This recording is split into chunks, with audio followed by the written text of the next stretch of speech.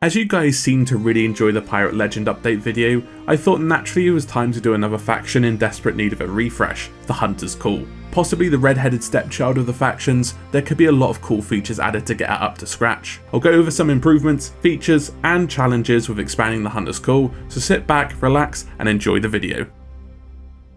Let's get right into it with the most obvious expansion, a Hunter's Call Emissary. The Hunter's Call is one of two factions that does not actually support the Emissary system, and I think it's for good reason. The only way you can earn rep and gold for the Hunter's Call is selling food and mermaid gems, the former of which is not a physical piece of loot that can be stolen by other players once it's on your person. The Hunter's Call should receive an Emissary only once they received my proposed improvements mentioned later on, but as it stands, they could be idle targets for Reapers and the company does not really fit well with the risk versus reward dynamic expected from the system. Moving on then, let's talk about the quality of life update that would double up as a Hunter's Call update, adding more wildlife to the seas. Sea of Thieves, while a beautiful world, lacks the lived-in feel that other video games can portray so effectively. Part of this is the lack of diversity in sentient beings in the game, with the majority of animals being passive scenery that cannot really be interacted with unless you're butchering them. Here I propose we have an update that increases the wild animals you can encounter on land and in the seas, while introducing single-use spears that can be found on islands,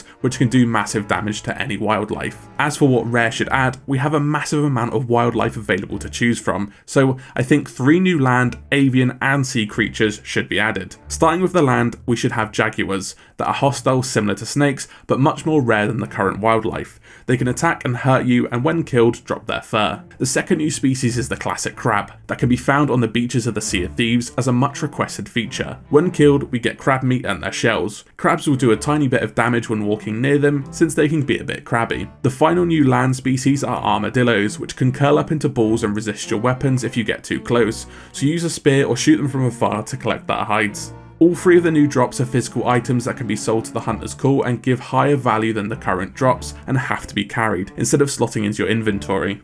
Moving on to the avian threat, we have bats, who roam the wilds and caves, which will drop their wings when killed. These can be cooked and sold, making Merrick the new Ozzy Osbourne. The second would be only found out to sea as a rare spawn, an albatross. I chose an albatross due to the connotations with the Rime of the Ancient Mariner and the fact they're massive. Sometimes they'll roost on your mast too. As the albatross is a sacred bird, the whole animal is a physical drop and has to be carried due to its massive size. The final bird would be a hawk, which can swoop and attack you when threatened, especially if you are carrying food. Once killed, it'll drop some feathers that can be slotted into your inventory. Finally, we're moving into the sea life, starting with the swordfish. I know we already have the stormfish, but this will be slightly different.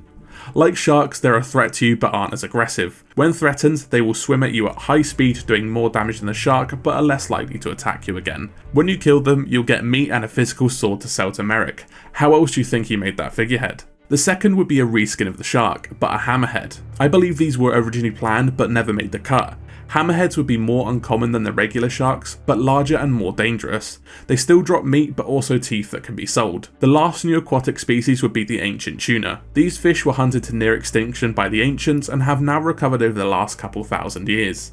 Still very rare and something you want to hunt when you see one. The whole fish can be carried when killed, but acts like a crate which you can take 10 steaks out of. The fish could be sold for an extremely high price, or the steaks cooked and eaten for 100% health and 100% overheal with 2 bites each. I think this would not only diversify our encounters with a mix of passive and active encounters, but also widen the opportunities for emergent encounters with the AI on a smaller scale compared to the Meg or Kraken. Speaking of which, we should absolutely get contracts for hunting megalodons. As they are less taxing to encounter than the Kraken, they could be spawned at set locations around the map, which you have to play the summoning to initiate the fight. Coupled with this, the fight has extra enemies, so the new hammerhead, swordfish and tuna can all spawn during the chaos, for when you land in the water, opening up the opportunities to gain more loot. The Megs would also have different loot, dropping more meat along with teeth and eyes that have been carried like before. On these voyages, no other company loot will spawn, only mermaid gems, making it tailored towards the Hunter's Call. The level of the Megalodon would depend on your level, like other companies, and you can encounter anything from the Hungering One to the Ancient Terror. The Shrouded Ghost doesn't exist, so don't suggest that in the comments. The higher level the Meg, the more loot it drops, but also the more health and damage it does. In the same vein, when Rare does manage to improve the servers,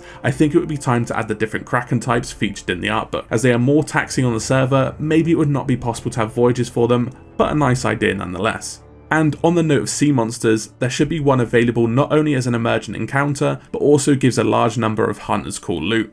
What am I suggesting? Of course, it has to be the giant f***ing crab. Give us the giant crab rare. The crab could occupy a larger island, and the battle could take place in the shallows and on land, where the crab can move between land and sea. He would have a variety of pincer attacks, stomp attacks, and a first for Sea of Thieves bosses, weak spots and immunity spots. Its soft underbelly would be weak and the shell is impervious to small arms firing cannons. Once killed, he will drop a large amount of mermaid gems, meat, shells and giant pearls. I know crabs don't make pearls, so this would be generated from shellfish that is consumed. There, giant crab. We do also have one glaring problem still. How do we make these more lucrative for Emissary play? Well, I would produce a handful of new crates that would only benefit Hunter's Call players, but also other factions that want to steal them. The new crates can be bought from Merrick and can be meat, fish and monster crates. Any variety of meat can be put in the meat crate, any variety of fish and shark can be put in the fish crate, and the monster crate can be filled with kraken or meg meat. If the crate is full and the meat is cooked, players will receive a massive bonus turning into the Hunter's Call, or even the Reaper's Bones to supply their ranks. While my ideas may overcomplicate a PvE company that is largely passive, it would provide alternative methods of integrating the Hunter's Call to be more in line with improvements we've seen from the rest of the game. Not only does it add a dual-purpose quality of life update, which can be enjoyed by everyone, but also move a hyper-focused passive company into one that can be appreciated by a wider scope of players. Some will not enjoy these changes as they may indeed just want to chill and catch fish, which is very fair, although this, at least in my opinion, can add to the Hunter's Call while not hurting that balance. The faction remains almost PvE exclusive, but allowing players that enjoy both PvP and PvE to get more enjoyment out of it, without forcing the PvE focused into unnecessary PvP.